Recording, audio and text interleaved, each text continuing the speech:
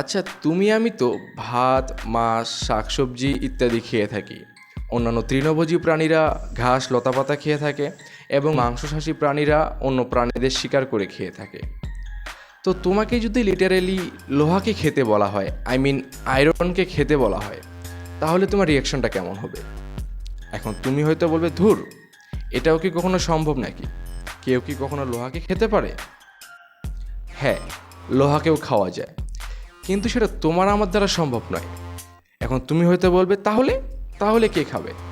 তো এই পৃথিবীতে এমন একটি প্রাণী রয়েছে যে লিটারেলি লোহাকে খেয়ে হজম করতে পারে।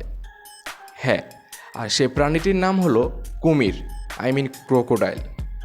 তো দেখো, কুমিরের দাঁত ও চোয়াল এতটাই পরিমাণে শক্ত হয় যে সেটা সহজেই লোহাকে চিবোতে পারে, এবং কুমিরের পেটের মধ্যে হাইড্রোক্লোরিক অ্যাসিডের এতটাই বেশি পরিমাণে একটা ঘনত্ব থাকে যেটা সহজেই লোহাকে ডাইজেস্ট করতে সক্ষম।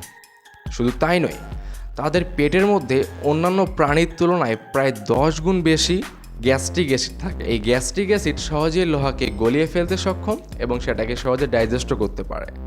তো এইভাবে মূলত কুমির লোহাকে খেয়ে থাকে এবং সেটা ডাইজেস্ট করে থাকে।